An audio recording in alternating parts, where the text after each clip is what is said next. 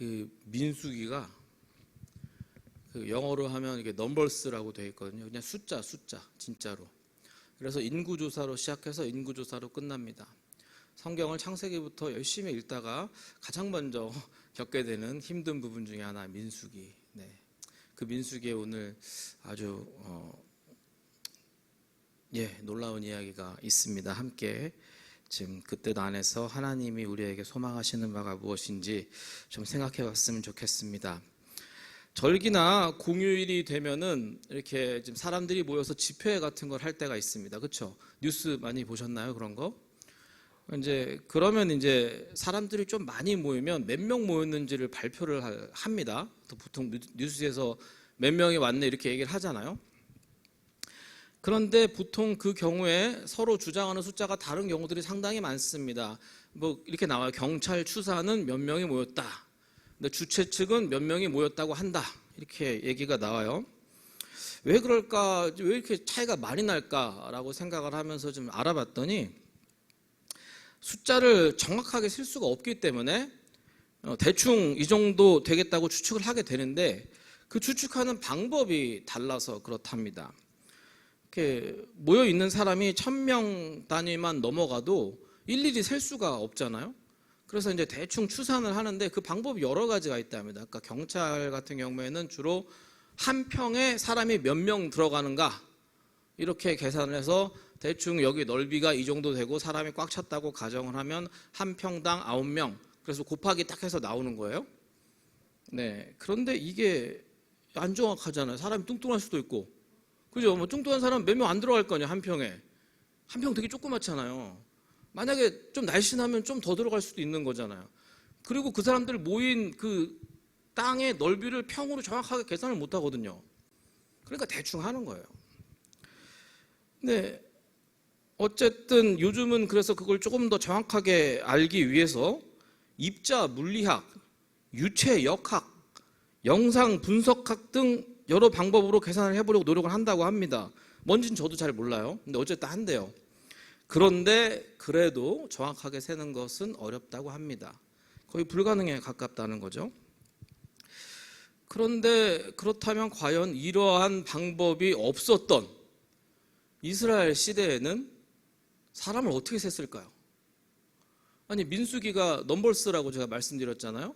그러니까 인구조사를 하는데 인구조사를 해요. 그러면 인구조사 결과가 적혀 있어요. 성경책에 60만이 넘는 숫자가 적혀 있습니다.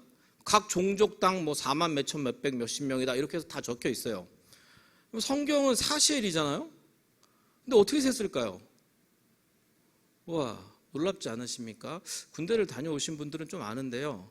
100명 넘어가도 숫자 중간에 한 명씩 꼭 틀립니다.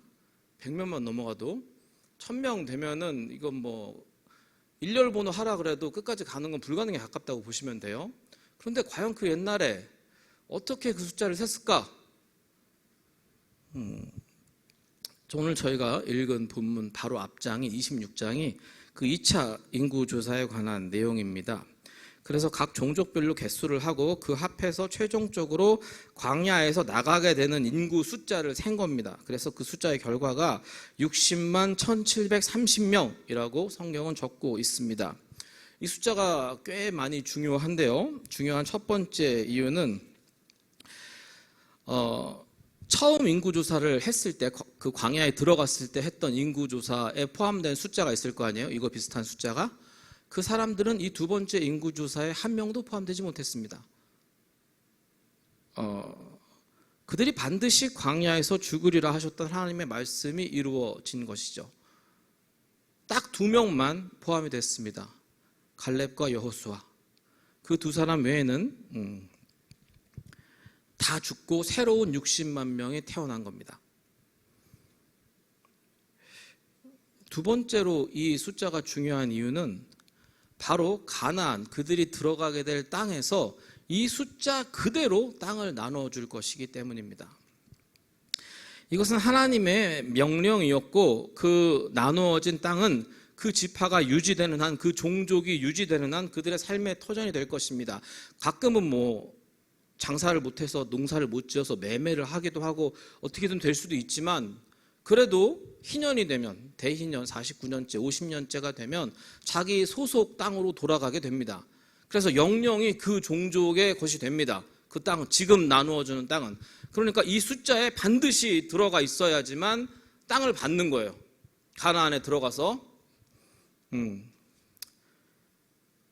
그러니까 이스라엘의 20세 이상의 남자들은, 모든 사람들이 그들의 가족을 먹여 살릴 수 있는 충분한 만큼의 땅을 받게 될 것입니다. 반대로 얘기하면 이 숫자에 못 들어가면 땅을 못 받는다는 얘기가 되고요. 오늘 저희가 읽은 본문에 나오는 슬로브핫이라는 사람의 딸 5명은 못 받았다 그러고 나온 거예요. 우린 땅을 못 받았다 그러고 나온 겁니다. 아마도 그들의 아버지인 슬로브핫이라는 사람은 출애굽 1세대 중에 한 명이었던 것 같습니다. 그러니까 광야에서 죽었죠. 그런데 이 딸들이 하는 말이, 우리 아버지가 죽긴 죽었는데 고라 자손에 들지 않았다라고 합니다. 고라 자손이 뭐냐면 모세와 하나님의 명령에 거역하고, 자신이 모세를 거역하면서 우리가 주장하는 게 하나님 뜻이 더 맞다라고 하면서 막 했던 사람들이에요. 그래서 그 사람들은 다 죽었습니다. 그 자리에서 죽었어요. 근데 그렇게 하나님을 거역하는 죄를 짓지 않았다라고 얘기를 하는 거예요. 그게 왜 중요하냐면 성경에 그렇게 써 있어요. 하나님을 거역하면 그 종족이 이스라엘 백성 중에서 끊어질 것이다, 이렇게 써 있어요. 그런데 자기 아버지는 그 죄를 짓지 않았다는 거죠. 그러니까 자기 종족은 이스라엘 백성 중에 끊어지면 안 된다는 거예요. 무슨 말인지 이해가 되시죠? 말이 맞잖아요. 그런데 우리는 땅을 못 받았다는 거죠. 이것은 명백하게 하나님의 뜻에 위배된다라고 주장을 하는 겁니다. 그러니까 괜히 땅 달라고 하는 게 아니라 그녀들이 말하는 근거가 우리 아버지는 고라 자손에 들지 않았다 이건데, 그것이 바로 하나님의 명령대로 종족이 끊어지는 죄에 해당하는 것을 짓지 않았기 때문에 우리 종족은 유지가 돼야 된다. 그런데 우리는 땅을 못 받았다. 그러니 주는 게 합당하지 않겠냐라고 얘기하는 겁니다. 사극 좋아하십니까? 사극? 네, 저희 집에도 사극 좋아하는 사람이 한 명 있어서 저도 같이 자주 봅니다. 네, 그 사극 요즘 많이 하잖아요. 유행인지 뭐 이렇게 많이. 거기 보면 대부분 남자들은 잘 차려입고 보통 잘 앉아 있거나 이렇게 좀 폼나는 건데 남자가 하잖아요. 여자들은 아무리 양반집 높은 그 마나님이어도 좀 그래요. 그리고 여자들은 언제나 공손한 말을 하고 막 그렇잖아요. 예전에 진짜로 그랬나 봅니다. 아니 그랬대요. 조선시대만 해도 남존 여비, 남자는 존귀하고 여자는 천하다라는 생각이 그냥 일반적이었던 거고요. 그것보다 옛날로 가면은 좀 더 심해지죠. 이스라엘도 그런 나라 중에 하나였습니다. 이스라엘은 여자들이 숫자에 안 들어가요. 그래서 지금 이 숫자 안에 이 여자들이 안 들어간 겁니다. 당시에 그랬어요. 근데 왜 안 들어가냐? 전쟁을 자주 하잖아요. 그 당시엔 다 그래요. 어느 나라나. 그래서 인구에서 제일 핵심은 전쟁에 나갈 수 있는 숫자를 파악하는 겁니다. 그래서 이스라엘이 숫자를 계수한 다음에 써요. 이 종족에게서 전쟁에 나갈 만한 사람의 숫자는 몇 명이다, 이렇게 쓰거든요. 왜냐하면 그게 그땐 제일 중요했어요. 전쟁에 나갈 수 있는 사람의 숫자. 그래서 20대부터 60대까지 남자를 계수해서 숫자로 세고 나머지는 그냥 처자식 끝, 아니면 노인 끝인 거예요. 숫자에도 안 들어가요. 그러니까 이 여인들은 그것 때문에 숫자에 안 들어간 거예요. 거기다가 여인들은 이거 좀 죄송한 말인데 당시에는 개념이 이렇게 동등한 사람이기보다는 재산 쪽에 속했어요. 그래서 내가 저 여자를 결혼하고 싶다 이런 생각이 들잖아요. 그러면은 가치를 따져보는 거예요. 저 여자가 우리 집에 왔을 때 애를 몇 명이나 낳을 것이며 그러니까 집안일을 이 정도 할 것이고 그래서 우리 집의 재산이 이렇게 늘어날 거면 나는 이 여인에게 이 정도의 값을 지불해야겠구나 라고 해서 그 아버지, 여인의 아버지한테 가서 값을 지불하고 데리고 오는 겁니다. 연애고 뭐고 없어요. 기준이 뭘 것 같아요? 일을 잘할 것 같이 생기거나 아이를 잘 낳게 생겼거나 이 정도가 기준인 거예요. 그 정도 시대였단 말이에요. 그러니까 이렇게 숫자를 세면서 여자가 빠진 것에 대해서 아무도 이상한 생각 안 했어요. 누구도? 모세도 이상한 생각 안 했어요. 그냥 다 나눠줬구나, 잘 나눠줬구나 한 거예요. 그런데 이 슬로브핫의 딸들이 그건 부당하다로 나온 겁니다. 왜 부당하냐 하면 그냥 부당한 게 아니라 이 부당한 이유가 하나님의 뜻에 위배된다라고 주장을 하는 거예요. 이 여인들은 지금 아주 그런 사회, 가부장적 사회, 막 이런 사회에서 자신들의 목소리를 내고 있는데 그 이유와 근거가 말씀에 있는 겁니다. 하나님은 하나님의 원칙을 내세워서 남녀를 차별한 적이 한 번도 없습니다. 왜냐고요? 남자와 여자는 공히 하나님의 창조물입니다. 그렇잖아요? 그런데 하나님이 과연 본인이 창조하신 남자와 여자를 차별 대우를 한 적이 있을까요? 없습니다. 창조를 하신 하나님이 만약에 남자가 귀하고 여자가 천하게 했다 이렇게 결정을 하셨다면 우리는 거기에 대해서 반항할 이유가 없겠지만 그런 적은 한 번도 없어요. 만약에 그런데 우리가 사는 사회에서 아니면 이스라엘 그때 당시에서 남자와 여자를 다른 이유로 차이를 뒀다라고 한다면 그것은 하나님의 뜻이기보다는 사람들이 그렇게 결정한 겁니다. 이 차이를 꼭 기억하셔야 돼요. 하나님이 한 것이냐 우리가 우리 뜻대로 알고 있는 것이냐 이게 차이를 만들기 때문입니다. 하나님의 성품 중에 그거 있죠. 공평하신 하나님. 예나 지금이나 언제나 공평하십니다. 그 하나님은 당연히 남녀도 차별을 안 하십니다. 오늘의 본문은 이러한 사실을 또 한 번 증명해 줍니다.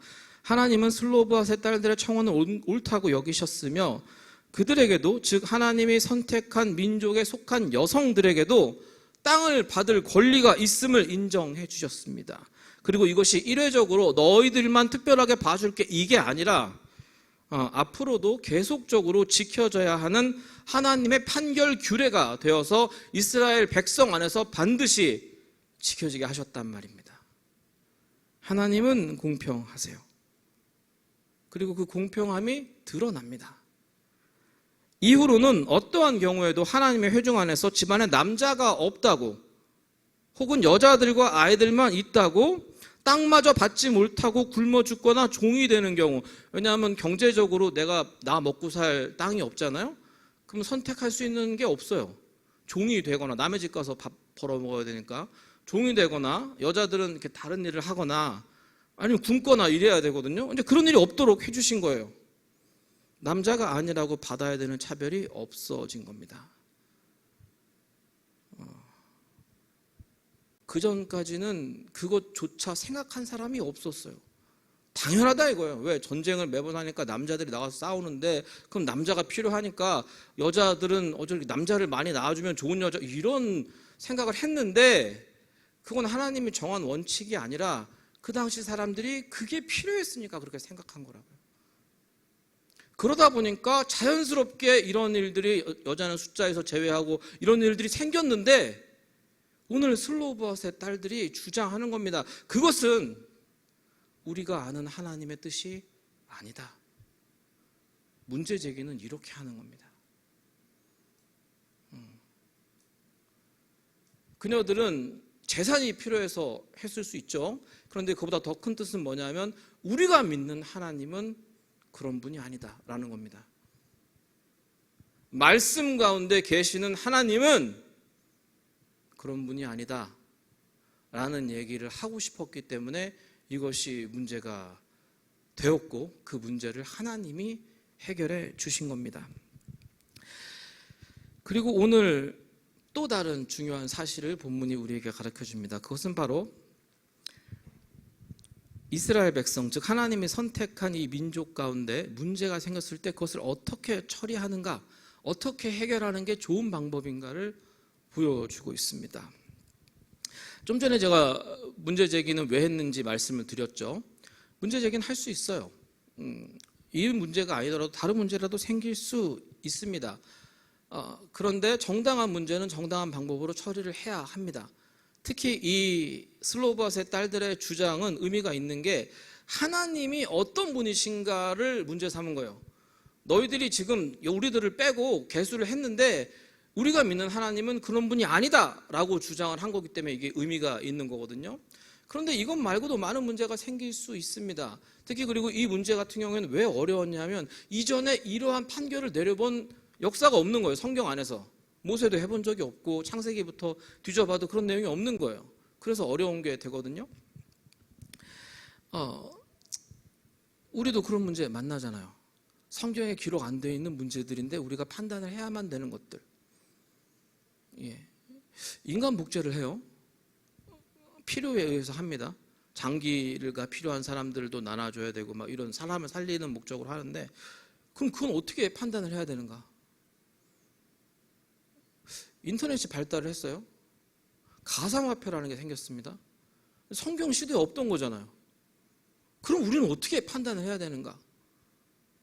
그게 교회에 다니는 우리한테도 중요한 문제인 게, 우리의 실생활과도 점점 밀접한 관련이 생기거든요. 그런데 성경은 그 얘기 안 나오는데요? 이러고 제가 대답만 하면 너무 민망하지 않겠습니까? 그런데 지금 모세도 그 상황에 처한 거예요. 이전까지 성경에 기록이 없던 문제가 생겨난 겁니다.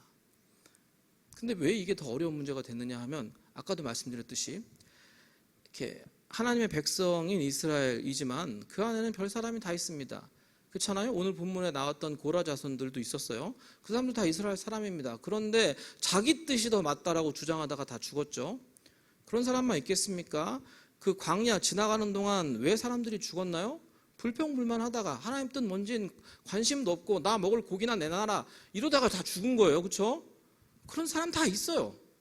하나님이 선택한 이스라엘 백성인데 그 안에 그런 사람 다 있다고요. 우리도 똑같잖아요. 교회에 있는데 교회에 이 사람 저 사람 많습니다. 별 사람들이 다 왔다 갔다 해요. 그러다 보면 뜻하지 않는 문제가 생겨요. 그런데 대부분의 경우에 그런 문제가 생기면 우리들은 우리를 기준으로 해서 그것을 판단하려고 합니다. 내가 이전에 이런 비슷한 걸 봤는데, 혹은 이게 요 사회 통념상 이 정도는 이렇게 해야 되지 않을까? 예. 그리고 우리 교회가 이런 전통이 있는데 뭐 이럴 수 있어요. 나쁘다는 게 아닙니다. 근데 보통 그렇게 해요. 대부분의 경우에. 근데 만약에 모세가 그렇게 했다면 이 여인들의 이야기는 성경에 기록되지 않았을 겁니다. 그렇죠. 모세도 그 시대에 태어나서 살던 사람이에요. 가부장적 제도와 남자 위주의 사회와 그 모든 게 익숙하고 당연한 거예요. 그렇단 말이에요. 그래서 만약에 모세 앞에 이 문제가 왔을 때 모세가 그래, 야, 옆 나라도 봐, 딴 나라도 봐, 어딜 나가봐, 너 숫자 안 세, 그냥 그러니까 들어가, 이러면 아무도 반대 안 하고 끝났을 거예요. 왜? 그 옆에 서 있는 모든 족장이 다 남자거든요. 그렇잖아요. 이스라엘 족장 중에 여자 보셨습니까? 없어요. 다 남자예요. 아니, 그리고 모세가 그렇게 안 하고 족장들한테 물어봐. 백성들한테 물어봐. 백성들이요, 이 여인들이 와서 이렇게 주장하는데 어떻게 생각하십니까? 누가 이 여인의 편을 들어주겠냐고요. 이 슬로바 딸들의 편을 누가 들어주겠냐고요. 아무도 안 들어줄 거예요. 그러면 성경에 기록도 안 되고 끝났겠죠. 그런데 모세는 그런 사람이 아니었습니다. 충분히 그럴 수 있었어요. 왜? 자신한테 익숙한 관습이 있거든요. 자신 주변의 나라들, 족속들에서 하는 방식이 그 당시 사회에서 통용되는 방식이 있거든요. 그렇잖아요. 내가 알고 있고 남들도 다 그렇게 하고, 그러면 의심 없이 그게 맞다고 말할 수도 있거든요. 왜? 그렇게 말한다고 해서 아무도 모세를 탓하지 않을 거예요. 모두가 남자니까. 모두가 그게 당연하다고 여기면서 살았으니까. 그런데 모세는 그렇게 하지 않았습니다. 이게 규례가 없던 판정이다 보니까 그 일을 바로 들고 여호와께 갑니다.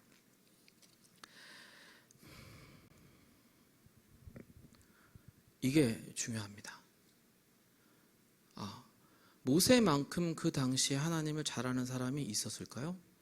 없죠. 이스라엘 백성들은 전부 다 하나님을 잘 아는데요. 지금 우리들보다 훨씬 잘 알 겁니다. 잘 아는데요. 그 중에서도 모세만큼 하나님을 잘 아는 사람이 없어요. 당연한 거잖아요.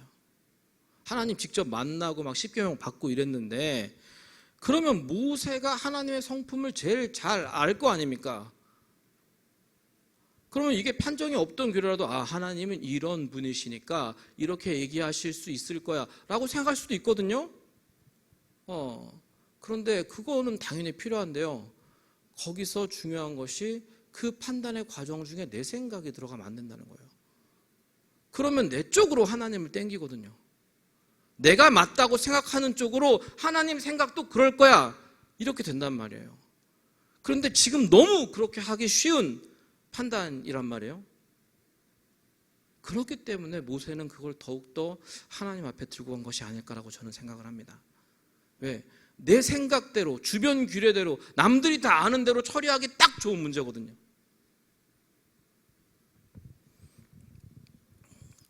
그런데 그 모세는 그것을 하나님 앞에 들고 갔습니다.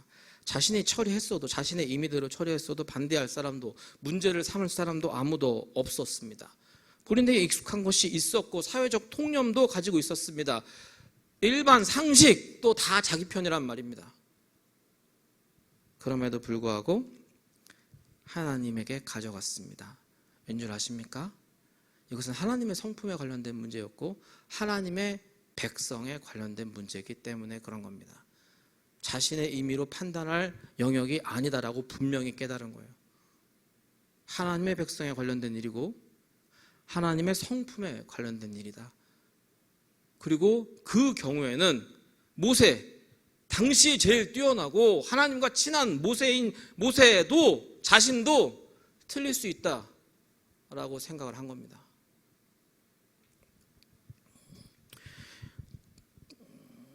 그런데 저희가 알고 있는 그 많은 교회 지도자들은 그렇게 안 하는 것 같기도 합니다. 신문 사회면에 교회가 요즘은 등장하는 일이 매우 줄어들어서 저도 되게 감격하고 있는데 예전에 되게 자주 나왔어요. 그렇죠? 교회 돈을 횡령했다, 뭐 교회끼리 싸워서 무슨 일이 났다, 무슨 교회 뭐 정문에다가 철못을 쳤네, 뭐 막 아이고, 네 뭐 여자 문제며 뭐며 막 엄청나게 많은 일들이 있죠. 돈 관련된 문제가 제일 많고. 저는 그때 그런 생각을 해봤습니다. 과연 이들이 이 문제를 판단할 때 이것을 하나님 앞으로 들고 가서 기도하면서 하나님 주의 뜻은 무엇입니까? 라고 하는 시간을 가졌을까? 아니 만약에 그렇게 했다면 과연 이렇게 판단하고 행동할 수 있었을까?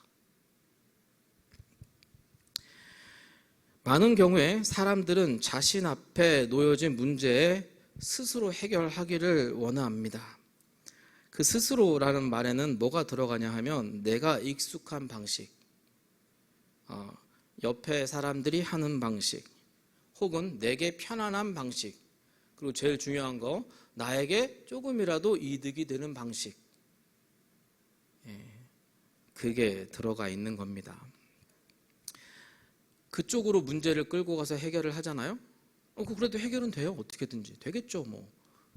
그러면 그 결과는 더 큰 문제로 끝나게 되는 경우가 대부분이더라.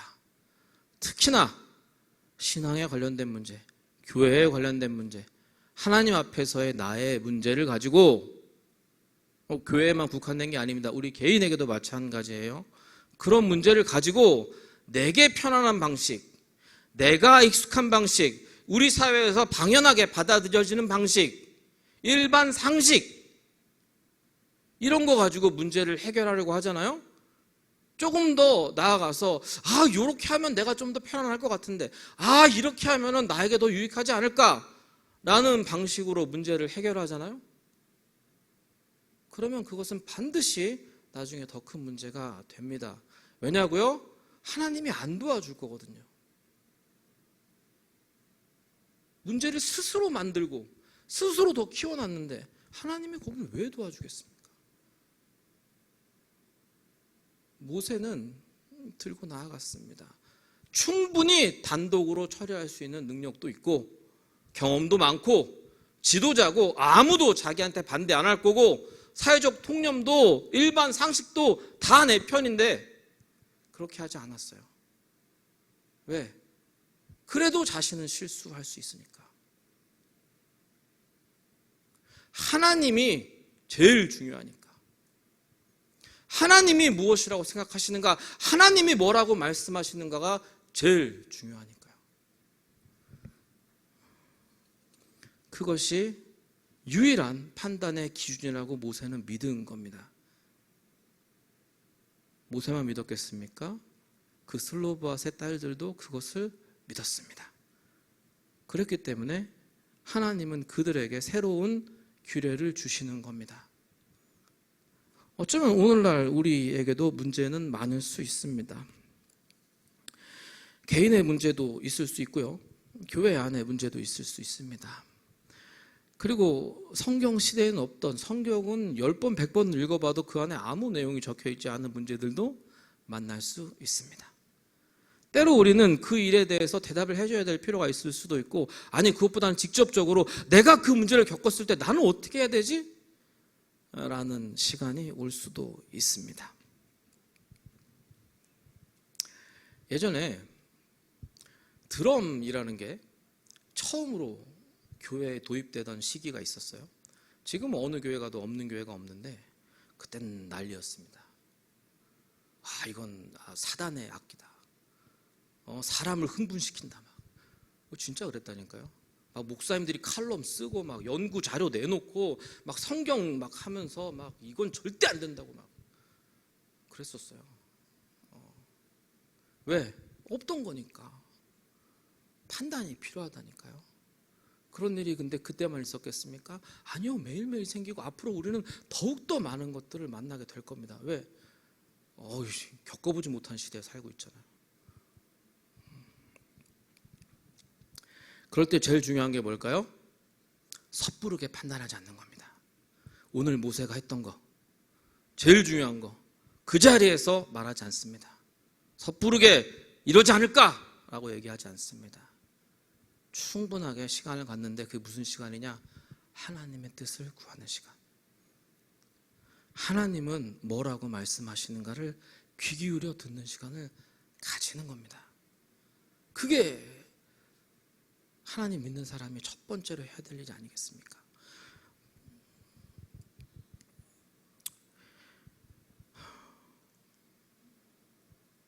그런데 우리는 솔직히는 모세보다 좀 더 어려운 시대에 살고 있긴 해요.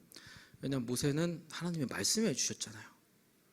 그렇잖아요. 근데 우리는 하나님이 말씀을 해주시는데 직접은 안 하시고 성경을 통해서 말씀하시는 시대에 살고 있단 말이에요.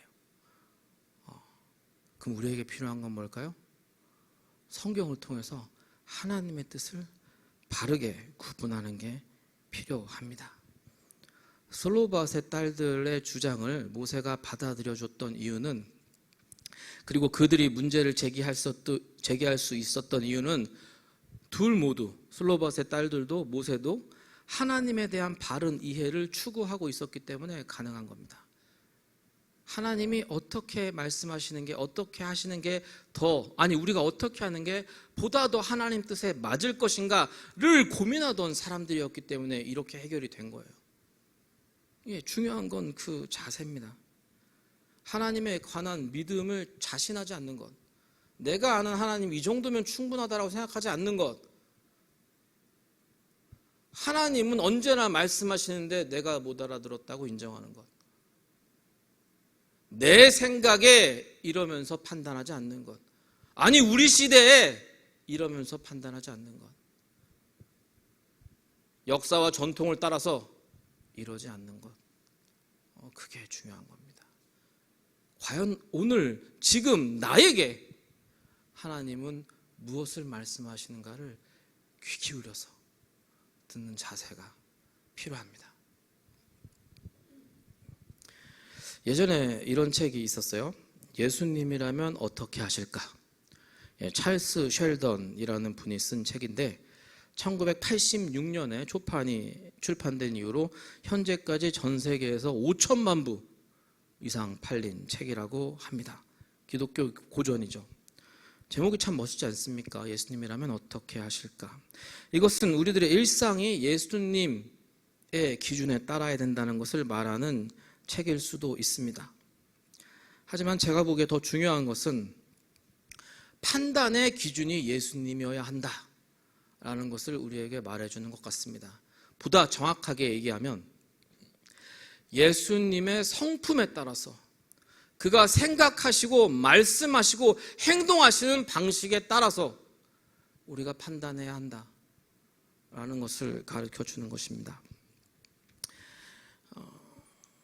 그리고 그런 책을 우리의 삶에 제대로 적용이 되려면 제가 지금 말씀드렸던 것들을 우리가 알아야죠. 예수님의 생각도 알아야 되고 예수님의 행동 패턴도 알아야 되고 그 하신 행동의 의미도 알아야 됩니다. 그래야 예수님이라면 다음 이런 행동을 만나셨을 때는 이렇게 하실 가능성이 있겠구나. 이걸 알지 않겠습니까? 그냥 예수님이 병자를 고쳐주셨다더라. 나도 고쳐줬으면 좋겠다. 이것만 알아가지고는 조금 곤란할 수 있는 상황이 생길 수도 있는 겁니다. 왜 고쳐주셨는가? 그 사람이 누군데 고침을 받았는가? 이를 통해서 예수님은 무엇을 우리에게 말씀하고 싶으신가? 나는 도대체 뭘 알아야 예수님의 성품을 아는 걸까?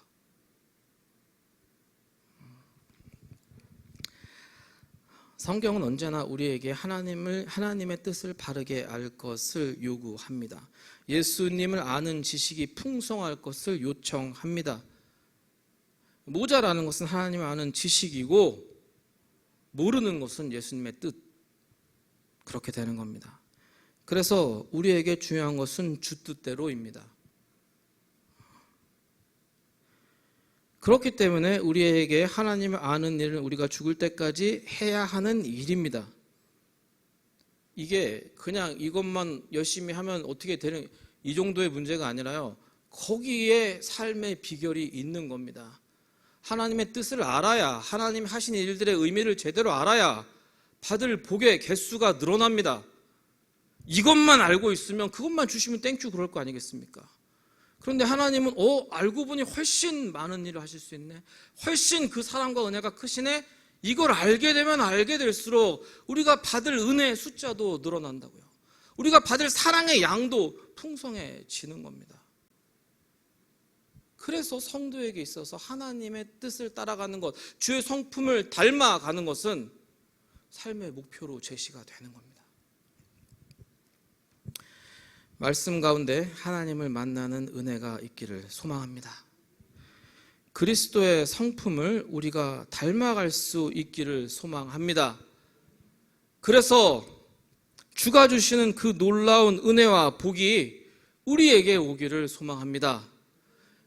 주가 기뻐하시는 그 일을 쫓아가다 보니까 나의 인생이 더 기쁘고 행복하고 누릴 것이 풍성해졌다 라는 그 고백이 우리 모두의 입에서 있기를 소망합니다. 주 예수 그리스도가 주를 알고자 소망하는 우리에게, 주의 성품을 닮아가고자 하는 우리에게 더 큰 은혜와 복으로 함께하여 주시기를 예수님의 이름으로 축원합니다.